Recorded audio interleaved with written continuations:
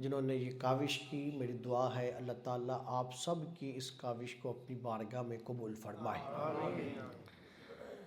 مجھے جو عنوان دیا گیا ہے وہ ہے علم اور علماء کی فضیلت۔ اسی پہ ہی چند منٹ آپ کے ساتھ میں گفتگو کروں گا۔ بتایا یہی گیا ہے کہ 20 سے لے کر 30 منٹ کے درمیان گفتگو کرنی ہے۔ کوشش کروں گا کہ اسی کے دوران ہی میری گفتگو مکمل ہو جائے۔ اللہ رب العزت مجھے بھی اور آپ کو بھی سن سنا کے سمجھ کے عمل کی توفیق عطا فرمائے۔ سامعین محترم، گفتگو کا آغاز کریں تو آپ اس بات کا اندازہ لگا لیں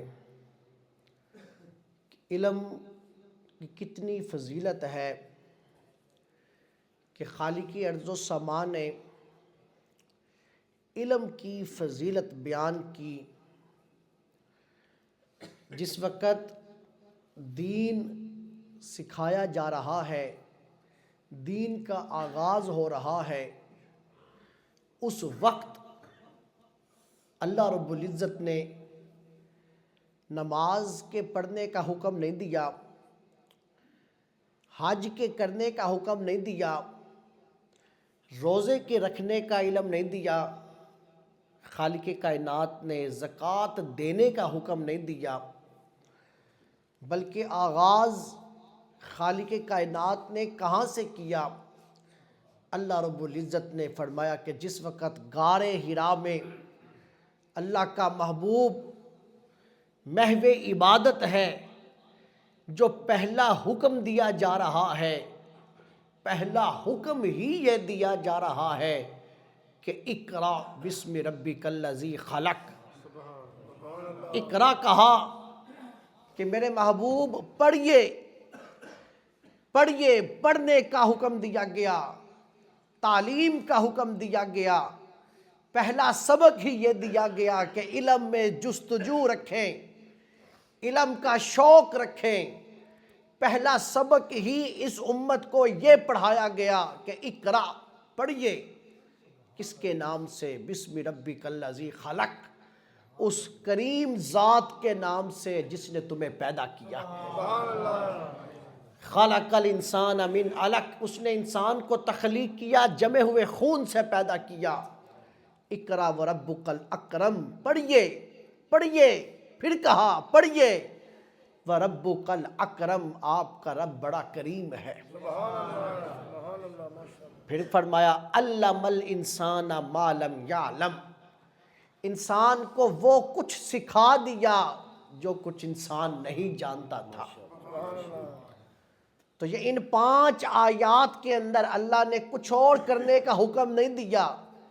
ان پہلی 5 آیات میں جو حرا میں اتری تھی اور قلب مصطفیٰ پہ اتری تھی، ایک ہی کام کرنے کا حکم دیا کہ علم کی طرف جستجو رکھنا، اہل علم کے ساتھ رہنا، کتاب سے دوستی رکھنا، علم کی جستجو میں رہنا، پڑھتے اور پڑھاتے رہنا، علم والوں میں تمہارا نام رہے۔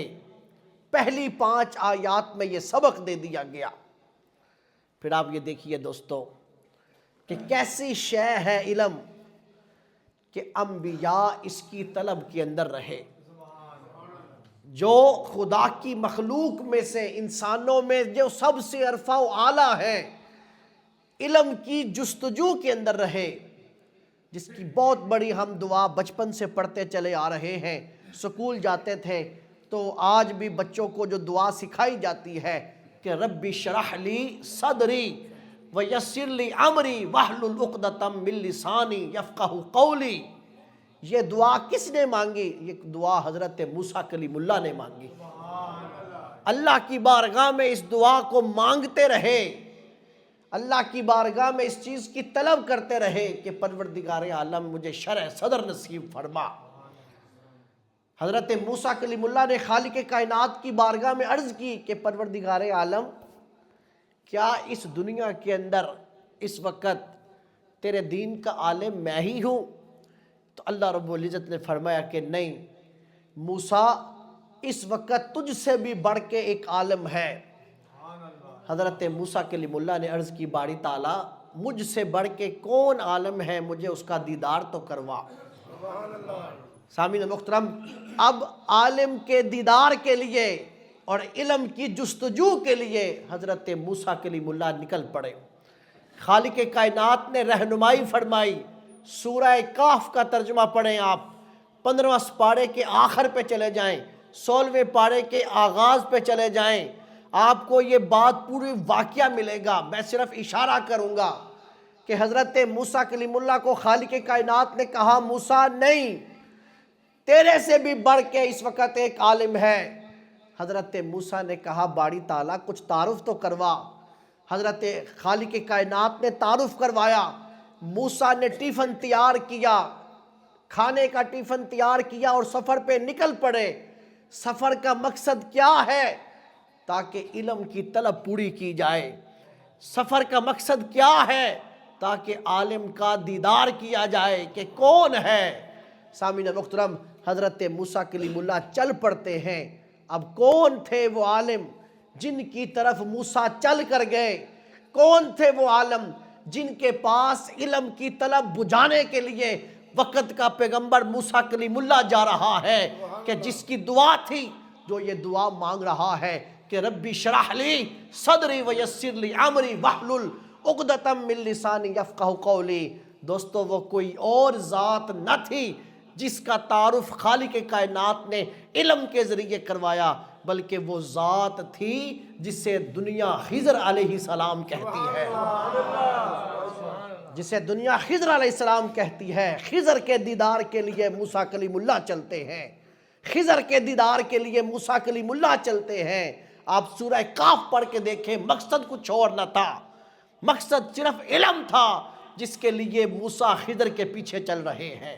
اب یہ پورا واقعہ ہے، لیکن وقت اجازت نہیں دیتا، کیونکہ بتانے کا مقصد یہ ہے وقت کے پیغمبر بھی علم کی جستجو میں رہا کرتے تھے، عالم کے دیدار کے لیے نکلتے تھے۔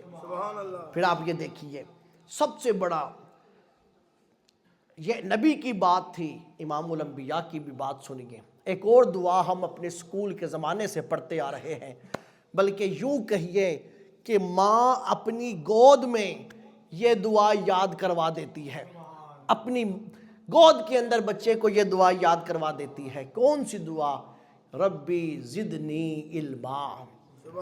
کوئی ایسا نہیں ہوگا جس کو یہ دعا نہیں آتی ہوگی، کیونکہ مائیں اپنی گودوں میں ہی یاد کروا دیتی تھی۔ سکول کے زمانے سے آتی ہے کہ ربی زدنی علما، کہ اے میرے مولا میرے علم میں اضافہ فرما، میرے علم میں اضافہ فرما۔ یہ اب دعا کس کی ہے؟ یہ دعا 16ویں سپارے میں ہے، 16ویں سپارے کے آخر پہ یہ دعا ہے، سیکنڈ لاسٹ صفحہ ہے جہاں یہ دعا لکھی ہے۔ لیکن یہ دعا ہے کس کی؟ سامعین محترم، یہ دعا کس نے مانگی؟ یہ دعا تو یاد کروائی جاتی ہے، لیکن یہ نہیں بتایا جاتا کہ یہ دعا کس نے مانگی تھی۔ میرے دوستو، آپ اس کے پس منظر میں چلیں، یہ دعا کسی عام ہستی نے نہیں مانگی، یہ دعا اس ہستی نے مانگی۔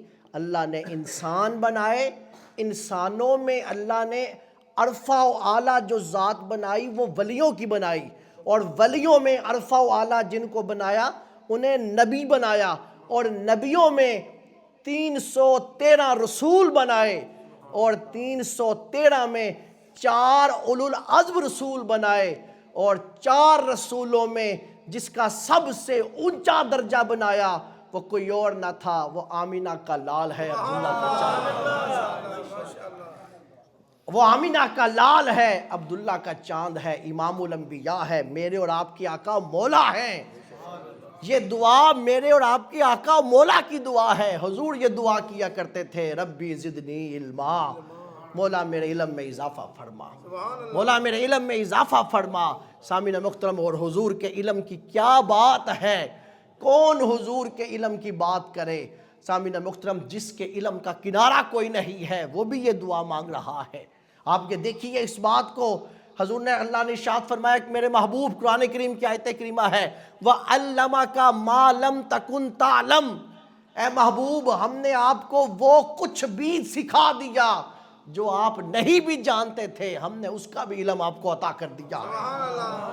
یہ آپ کے علم کی کیفیت ہے کہ فجر کی نماز پڑھی، جس طرح ہم بیٹھے ہیں، فجر کی نماز پڑھی، حضور منبر کے اوپر تشریف فرما ہوئے، حضور نے خطبہ دینا شروع کیا۔ فجر کے بعد حضور خطبہ دینا شروع کرتے ہیں، خطبہ اتنا لمبا ہوا کہ ظہر کا وقت ہو گیا، ظہر کا وقت ہو گیا۔ ظہر کی نماز کے لیے حضور تشریف لائے، منبر سے نیچے اترے، آپ نے ظہر کی نماز پڑھائی۔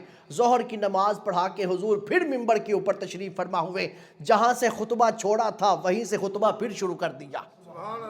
پھر اتنا لمبا ہوا خطبہ، خطبے نے اتنی طوالت اختیار کی، حتیٰ کہ عصر کی نماز کا وقت آ گیا۔ عصر کی نماز پڑھانے کے لیے حضور منبر سے نیچے تشریف لائے، آپ نے عصر کی نماز پڑھائی۔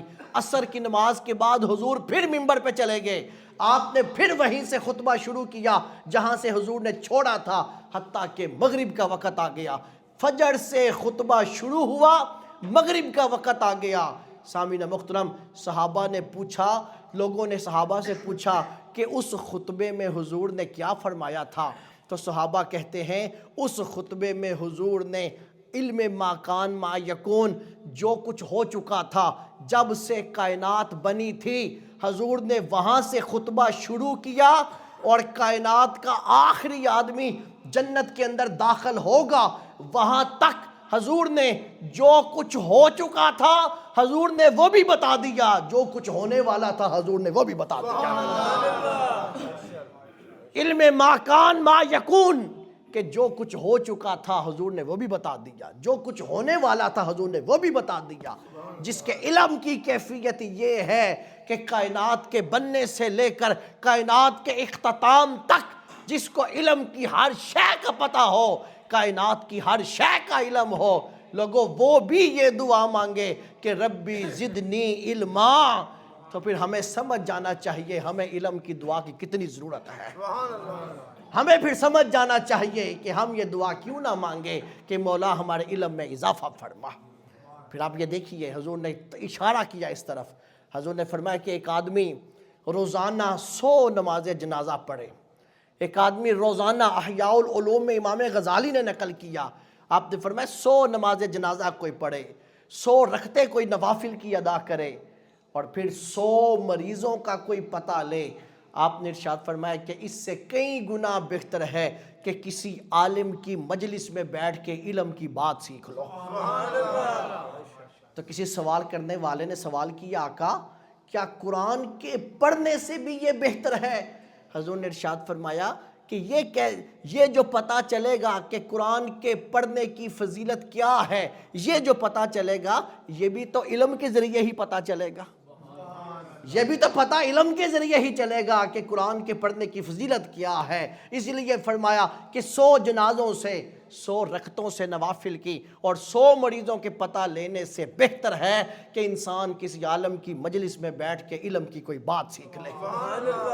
پھر میرے دوستو یہ یاد رکھیے گا، حضور نے ارشاد فرمایا کہ جس کے 2 دن ایک جیسے گزرتے ہیں ایسا شخص خسارے میں ہے۔ جس کے 2 دن ایک جیسے گزر جائیں ایسا شخص خسارے میں ہے۔ اب اس سے کیا مراد ہے؟ اس سے مراد یہ ہے کہ انسان نے علم کی تلاش نہیں کی، علم کی بات نہیں سیکھی، جو کچھ کل جانتا تھا آج بھی وہی جانتا ہے، تو اس کا مطلب یہ ہے اس کے آنے والے دن میں اس کے علم میں کوئی اضافہ نہیں ہوا۔ آپ نے فرمایا ایسا شخص خسارے کے اندر ہے۔ اسی لیے روزانہ کی بنیاد کے اوپر کوئی نہ کوئی علم کی بات سیکھیں، روزانہ کی بنیاد کے اوپر کسی عالم سے سیکھیں، کسی کتاب سے سیکھیں۔ آج تو زمانہ جدید ہو گیا، آج نیٹ کے ذریعے سیکھیے، یوٹیوب کے ذریعے سیکھیے، آج زمانہ فاسٹ ہے، تیز ہے، آج تو دقت نہیں ہے، لیکن کوئی بندے کا کوئی دن ایسا نہ جائے کہ اس کے علم کے اندر کوئی اضافہ نہ ہو۔ اگر کسی کے 2 دن ایک جیسے گزر جائیں گے ایسا شخص خسارے کے اندر چلا جائے گا، ایسا شخص خسارے میں چلا جائے گا۔ لیکن دوستو صرف اس سیکھنے کے اندر اس بات کا خیال رہے کہ جو علم سیکھے علم نافع سیکھیں۔ 2 طرح کے علوم ہیں، 2 طرح کے علوم ہیں، ایک کو علم نافع کہتے ہیں، نفع مند علم، اور ایک کو علم شر بھی کہتے ہیں، شیطانی علم بھی کہتے ہیں۔ اسی لیے حضور نے یہ دعا کی تھی، آپ نے جس وقت حج بیت اللہ ادا کیا، کعبے کا طواف کیا، کعبے کا طواف کرنے کے بعد مقام ابراہیم پہ نفل پڑھے، مقام ابراہیم پہ نفل پڑھ کے حضور نے آب زمزم پیا۔ اس وقت آب زمزم پینا اور کعبے کو دیکھ کے پینا اور خوب سیر ہو کے پینا، یہ میرے اور آپ کے آقا مولا کی سنت ہے۔ اور حضور نے اس وقت آب زمزم پیتے، کعبے کو دیکھتے جو دعا مانگی تھی۔ آج بھی آپ حرم میں چلے جائیں تو آب زمزم کی جہاں ٹوٹیاں لگی ہیں وہاں یہ دعا لکھی ہے، کیا؟ اللہم انی اسألک علما نافعا، اے پروردگار عالم میں تجھ سے سوال کرتا ہوں علما نافعا، علم نافع کا سوال کرتا ہوں، رزقا واسعا، کھلے رزق کا سوال کرتا ہوں، وشفاء من کل وباء، اور ہر بیماری سے شفا کا سوال کرتا ہوں۔ تو پتہ چلا علم نافع سیکھنا ہے۔ اب علم نافع کیا ہے میرے دوستو؟ علم نافع یہ ہے کہ وہ علم جو بندے کو ادب سکھا دے، وہ علم جو بندے کو مولا کے ساتھ جوڑ دے، اس علم کو علم نافع کہتے ہیں۔ آج لوگ کہتے ہیں ہم علمی ہو گئے ہیں، آج ہم علمی ہو گئے سامعین محترم، لیکن ان کے علم نے اس کو کیا سکھایا؟ آپ یہ دیکھیں کہ پہلے علم نہ تھا، عصر کی 4 سنتیں غیر مقدہ بھی پڑھتے تھے، عشاء کی سنتیں غیر مقدہ جو 4 تھی وہ بھی پڑھا کرتے تھے۔ علم آ گیا، سنتیں غیر مقدہ گئی۔ کیسا علم آیا پھر یہ؟ کیسا علم آیا؟ پہلے پڑھتے تھے، پہلے بحث ہی نہیں ہوتی تھی کہ یہ تراویحیں کہاں لکھی ہیں۔ علم آ گیا، اب آپ یہ دیکھیے تراویحوں کے اوپر بحثوں کی بحثیں چھڑی ہیں۔ کیسا علم آیا؟ علم تھا، علم نہیں تھا، نوافل بھی ادا کرتے تھے۔ علم آ گیا، اب دن کی صرف 17 رکعتیں فرض پوری کر لو، سنت کی بھی ضرورت نہیں ہے، نفل کی بھی ضرورت نہیں ہے، غیر مقدہ کی بھی ضرورت نہیں ہے۔ لوگوں یہ کون سا علم آیا جس نے تمہیں خدا سے دور کر دیا؟ پہلے علم نہیں تھا، کوئی بزرگ آدمی گزرتا تھا، اس کی حیا کے اندر کوئی اس سے آگے قدم نہیں رکھتا تھا۔ آج علم آ گیا، آج اپنے بڑوں کو گالیاں دیتے ہیں، آج اپنے بڑوں کو گالیاں دیتے ہیں۔ عام سادہ بزرگ کی عزت بھی محفوظ نہ رہی، اور وہ بزرگ جنہوں نے دین کی احیا کے لیے اپنی زندگیاں گزار دی، جنہوں نے دین کا نام روشن کرنے کے لیے زندگیاں گزار دی، ان کو برا بلا کہنا شروع کر دیا۔ کون سا علم آیا یہ؟ کون سے علمی ہوئے تم کہ انسان کا کیسا علم آیا؟ شیطان کے پاس علم تھا، لیکن کون سا علم تھا؟ شیطان کے پاس علم تھا، رب کریم نے کہا کہ سجدہ کر، لیکن اس کے علم نے اس کو کیا سکھایا؟ اس کے علم نے یہ نہیں سکھایا اس کو کہ مجھے حکم دے کون رہا ہے، یہ بھول گیا۔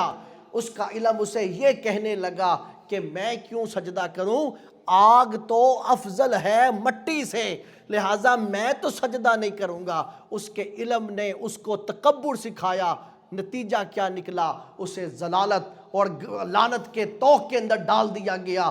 میرے دوستو پھر یہ پتہ چلتا ہے کہ علم کی 2 قسمیں ہیں۔ خدا سے جو علم مانگنا ہے وہ مانگنا ہے اللہم انی اسألک علما نافعا، اس علم کا سوال کریں جو علم آئے تو بندے کو مولا کے ساتھ جوڑ دے، وہ علم آئے جو بندے کو ادب عطا کر دے، وہ علم آئے جو بندے کو احترام عطا کر دے، اس علم کو علم نافع کہتے ہیں۔ اور دوستو جو اس علم کے لیے نکلتا ہے اسی کے بارے میں حضور نے ارشاد فرمایا کہ بندہ گھر سے نکلتا ہے علم کے لیے، رب کے فرشتے اس کے پاؤں کے نیچے اپنے پر بچھاتے ہیں۔ ہم نے مخصوص کر دیا کہ شاید مدرسے کا طالب علم گھر سے نکلتا ہے اسی کو یہ فضیلت ملتی ہے، نہیں میرے دوستو، آپ لوگ اپنے گھروں سے نکلے اس خیال سے جا کے علم کی کوئی بات سیکھیں گے۔ میں نکلا اس نیت سے کہ جا کے کوئی علم کی بات ہوگی، اور پھر عمر کی کوئی قید ہی نہیں ہے، بندہ ساری زندگی طالب علم رہتا ہے، جہاں جا کے بندہ یہ کہتا ہے کہ میں پڑھ گیا، وہیں پر ہی اس کا زوال شروع ہو جاتا ہے۔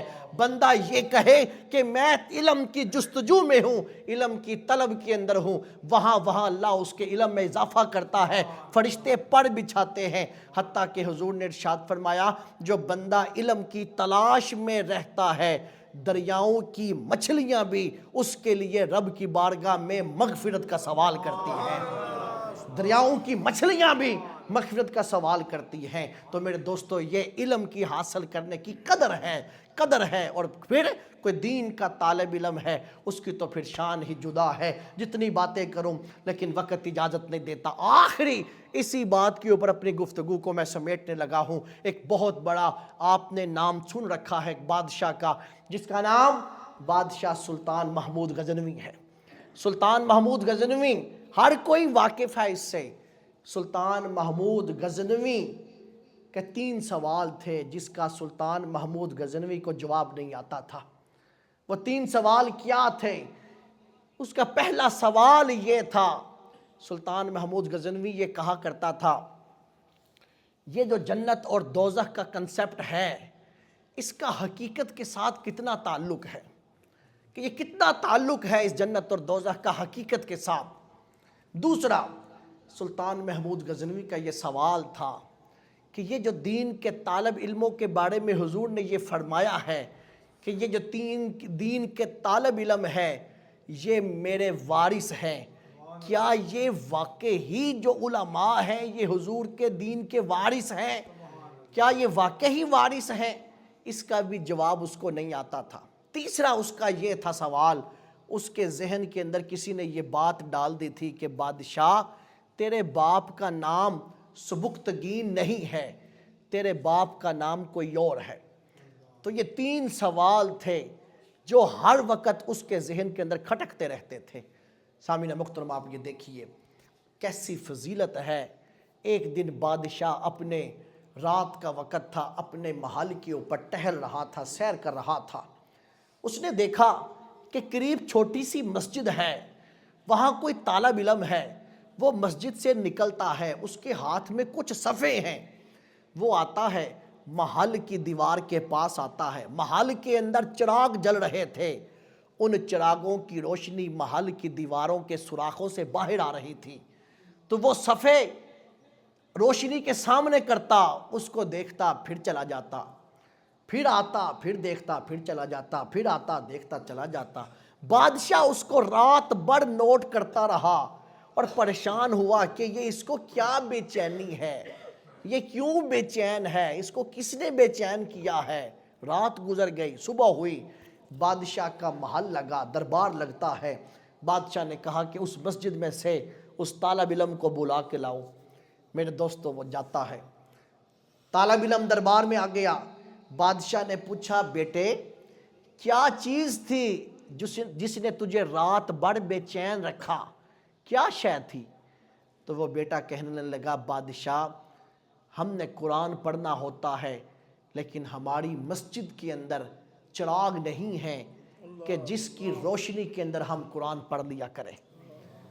تیرے محل کے اندر چراغ جلتے ہیں، ان چراغوں کی روشنی تیرے محل کی دیواروں کے سوراخوں میں سے باہر آتی ہے، اس کے سامنے میں قرآن کے صفحے کرتا تھا، وہ میں سطریں دیکھتا تھا قرآن کی، جا کے اس کو زبانی یاد کر لیتا۔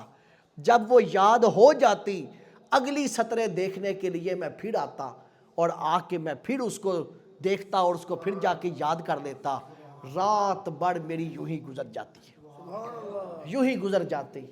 بادشاہ محمود غزنوی نے کہا، ارے لوگوں کیسی بدبختی کہ میری سلطنت ہو اور مسجد کے اندر مسجد میں قرآن پڑھنے والوں کے لیے چراغوں کا بندوبست نہ ہو۔ بادشاہ محمود غزنوی نے اعلان کر دیا، اس نے کہا آج کے بعد صرف اس مسجد میں نہیں بلکہ جہاں جہاں تک میری سلطنت ہے وہاں وہاں تک مسجد کے اندر چراغ جلائے جائیں گے، تاکہ ان چراغوں کی روشنی کے اندر بیٹھ کے دین کے طالب علم اپنے علم کی طلب بجھاتے رہیں، علم کی پیاس بجھاتے رہیں۔ کہا اور ان چراغوں کے اندر جو تیل ڈلے گا وہ شاہی خزانوں میں سے جائے گا، کسی طالب علم سے اس کے پیسے نہیں لیے جائیں گے، جا کے دین پڑھنے والوں کے لیے ان چراغوں کا بندوبست کر دو تاکہ ان کو پڑھنے کے اندر، پڑھانے کے اندر، سیکھنے اور سکھانے کے اندر کوئی دقت پیش نہ آئے۔ دوستو بادشاہ نے حکم دیا، مسجد کے اندر چراغ کا بندوبست ہو گیا، جن چراغوں کی روشنی کے اندر دین کے طالب علم دین پڑھا کرتے۔ پہلی رات آ گئی، پہلی رات آئی دوستو، دیکھیے کیسا صلہ ملا. وہ پہلی رات تھی، ظاہر کی آنکھ بند ہوئی، باطن کی آنکھ کھلی. کملی والے نے کرم فرما دیا، کملی والے نے کرم فرما دیا. حضور نے اس کے تینوں سوالوں کا جواب ایک ہی جملے میں دے دیا. وہ جو سوال، 3 سوال جس نے اس کو بے چین کر رکھا تھا، حضور نے تینوں کا جواب ایک ہی جملے میں دے دیا. حضور نے کرم فرمایا. آپ نے فرمایا محمود گز، آپ نے ارشاد فرمایا اے سبکتگین کے بیٹے، تو نے میرے ایک دین کے وارث کی خدمت کی، میں محمد تجھے جنت کی ضمانت دیتا ہوں، میں تجھے جنت کی ضمانت دیتا ہوں. 3 سوال تھے اس کے کہ میرے باپ کا نام سبکتگین ہے یا نہیں، یہ عالم دین کے وارث ہیں یا نہیں، یہ جنت دوزخ کا کوئی کنسپٹ ہے کہ نہیں. ایک دین کے طالب علم کے لیے چراغ کا بندوبست کیا. حضور نے تینوں کا جواب ایک ہی جملے میں دیا کہ اے سبکتگین کے بیٹے، تو نے میرے دین کے وارث کی خدمت کی، میں تجھے جنت کی ضمانت دیتا ہوں. تو اس لیے میرے دوستو، آئیے خدا کی بارگاہ میں علم کی تلاش میں رہا کریں، علم کی جستجو میں رہا کریں، علم سے بیزار نہ ہوا کریں. کوئی کتاب شروع رکھا کریں، کوئی کتاب پڑھتے رہا کریں، قرآن کریم سے آغاز کریں. قرآن کو ترجمے کے ساتھ روزانہ کی بنیاد کے اوپر کم از کم 3 سطریں ضرور پڑھیں. لیکن صرف ترجمہ اگر سمجھ میں نہ آیا، نہیں آتا، اگر مثال کے طور پر سمجھ نہیں آتا، تو پھر آج تفاسیر موجود ہے، کسی تفسیر کو ساتھ ملا کے پڑھیں. پھر بھی سمجھ نہیں آتا، کسی عالم سے پوچھیں. لیکن روزانہ کی بنیاد کے اوپر یہ کوشش کریں کہ علم کے اندر ایک بات کا ضرور اضافہ ہو. حضور کی سیرت کی کوئی کتاب شروع کر لیں اور اللہ کی بارگاہ میں علم کا بھی سوال کریں، اور علم کے ساتھ ساتھ علم نافع کا سوال کریں کہ وہ علم جو بندے کو مولا کے ساتھ جوڑے، وہ علم جو بندے کو ادب اور احترام اور شرم و حیا کے ساتھ جوڑے، اس علم کا سوال خالق کائنات کی بارگاہ میں کریں. میری دعا ہے اللہ رب العزت میرا بھی اور یہاں آپ کا بھی آنا اور ہم نے جو کچھ سیکھا ہے سکھایا ہے اپنی بساط کے مطابق اللہ قبول فرمائے اور عمل کی توفیق عطا فرمائے.